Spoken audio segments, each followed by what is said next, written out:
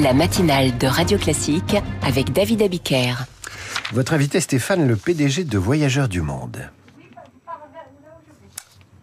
Jean-François Rial, le directeur général de Voyageurs du Monde, qui va nous rejoindre dans un instant en studio. On va parler de la conjoncture dans le secteur du tourisme et en particulier sur le créneau de Voyageurs du Monde qui est plutôt positionné sur le haut de gamme. Bonjour Jean-François Rial. Bonjour. Merci d'être avec nous. Le secteur du tourisme se porte plutôt bien. Le taux de remplissage des stations de ski devrait frôler les 80% cette semaine, après déjà un taux de remplissage très élevé pendant les vacances de Noël. Est-ce que c'est représentatif, ce chiffre, de l'ensemble du secteur touristique ? Plutôt oui, à notre grande surprise, l'activité fonctionne bien en ce début d'année. C'était déjà le cas fin 2024 d'ailleurs. C'est étonnant quand on voit la conjoncture la conjoncture politico-économique française et internationale. C'est un peu comme si les gens se disaient on va en profiter avant que ce soit encore plus la panique. Un peu. Mais justement, est-ce que c'est une réaction à l'environnement politique et économique plutôt complexe ? Est-ce que les ménages ont tendance à sanctuariser leurs vacances, quitte à se serrer la ceinture sur d'autres postes de dépenses ? Je crois, oui. C'est-à-dire qu'en fait, le voyage est devenu un produit de première nécessité, entre guillemets, psychologique, pour se sortir du stress dans les entreprises, parfois dans les familles. C'est clair que c'est plus un budget qu'on sabre en priorité. On va sabrer d'autres choses, mais pas celui-ci. Ça fait longtemps que ça fonctionne relativement bien, le voyage. C'est-à-dire qu'en fait, c'est une industrie, une activité qui, dans le monde, croît d'à peu près 4 à 5% par an depuis des années. Et moi, je m'attendais quand même à un certain ralentissement avec la conjoncture internationale et économique et politique en France, mais c'est pas le cas.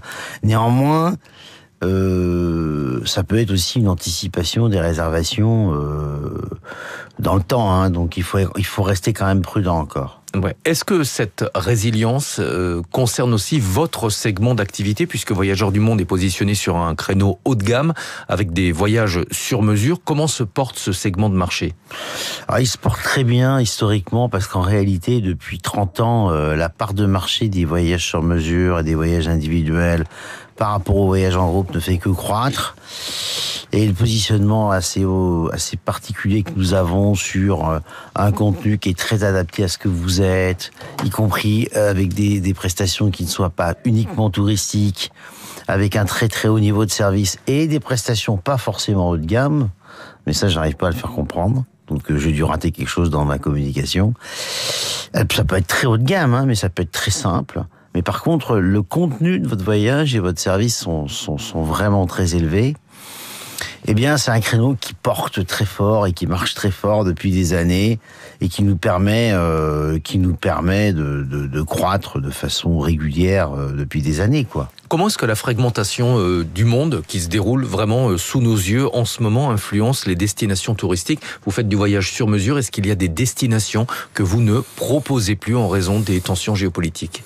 Pas beaucoup, à part bien sûr, évidemment, la Russie qui était une de nos grandes destinations, le Yémen et l'Afghanistan, mais enfin ça fait des années qu'on peut plus y aller. La Syrie, ça fait des années qu'on peut plus y aller. Donc je dirais que les tensions géopolitiques changent pas grand-chose à la carte touristique mondiale. Elles allongent les durées de vol et donc des émissions de CO2 malheureusement vers l'Asie, parce qu'il faut contourner la Russie. Mais c'est plutôt le réchauffement climatique qui modifie un peu la carte, plutôt que les tensions géopolitiques. Justement, est-ce que vous avez le sentiment que vos clients font désormais plus attention à l'impact écologique de leur voyage?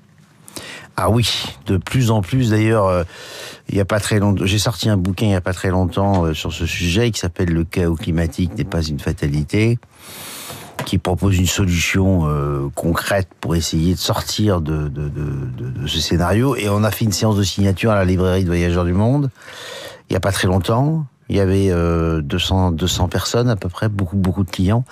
Et beaucoup de clients sont venus me voir en me disant qu'ils avaient choisi Voyageurs du Monde pour sa politique environnementale qui est sur 2 piliers. La réduction d'abord, évidemment, on réduit le plus possible. Et on réussit à réduire malgré la croissance de notre chiffre d'affaires. Et puis le volet absorption qui est le complément en plantant de façon massive des arbres dans le monde. Est-ce qu'il n'y a pas une forme d'hypocrisie de la part des touristes, d'un côté se déclarer concernés par évidemment la dégradation des conditions climatiques et de l'autre voyager, parce qu'on sait que le voyage évidemment n'est pas neutre en termes d'émissions de gaz à effet de serre, en se disant ce n'est que quelques jours, quelques semaines dans l'année, des semaines où j'en profite, où je lâche un peu la bride. Moi, je crois pas du tout à cette histoire de se donner bonne conscience, parce que dans ce cas-là, vous donnez bonne conscience sur toutes les activités qui émettent du CO2. La question, c'est pas d'émettre du CO2, c'est de se débrouiller pour que les courbes d'émissions de CO2 soient en harmonie avec les objectifs fixés par l'accord de Paris sur le scénario de degrés.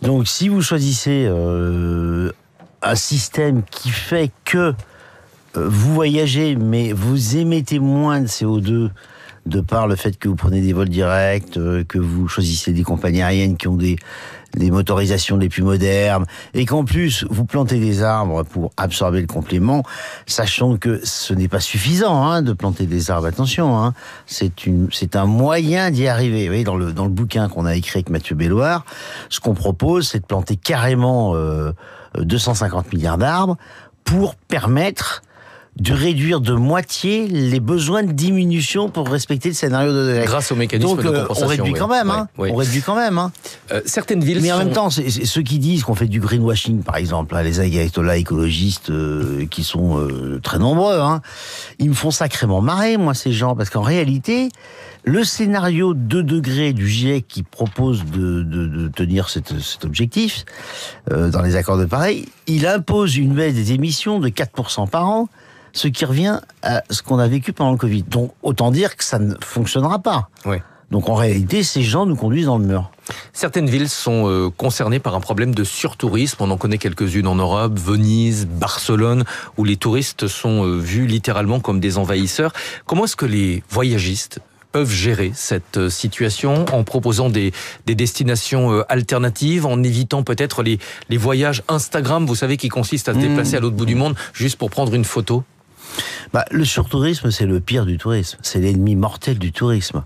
Moi, j'estime que quand vous voyagez, si vous êtes dans une phase sur un site, sur un endroit où vous êtes dans le surtourisme, moi, je vous conseille de rester chez vous. Oui. Clairement. Il y a de très belles destinations. Vous allez par exemple à Angkor Wat, tout le monde a la photo magnifique du lever de soleil. Si vous retournez votre appareil photo, il y a des milliers de personnes en train de prendre la même photo au même moment.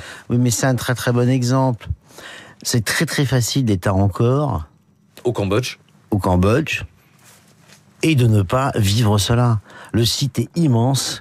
Vous faites un pas de côté sur 200 mètres, vous êtes tout seul. C'est la même chose à Petra. Faut vraiment avoir envie de faire exprès pour être dans la mode de touristes. Si vous voulez, c'est un problème d'éducation. Chez nous, c'est interdit, ça. D'ailleurs, le baseline de Voyageurs du Monde, c'est le voyage à contre-courant. Donc, vous changez les destinations, vous changez les saisons. Moi, je suis allé à Venise il y a encore une semaine. Même si c'était pas en hiver, même si c'était en hiver et avant le carnaval, il y avait quand même un monde fou dans certains spots. J'y mettais pas les pieds. C'est quand même pas compliqué. 98% de la planète n'est pas visitée. Donc on se plaint du surtourisme, mais en réalité, c'est très facile de les éviter. Merci beaucoup, Jean-François Rial, d'être venu ce matin sur Radio Classique, PDG de Voyageurs du Monde. Avec Del Sol Avocat. Del Sol Avocat, donnez toutes les chances à votre entreprise. Stéphane, à demain 6h pour la matinale de l'économie. À suivre, retraite sans sur Betaram, comment François Bayrou se prépare à une semaine compliquée. Mais tout de suite à vos cahiers, vos stylos. Et si on parlait français, Karine Dijoux, notre professeur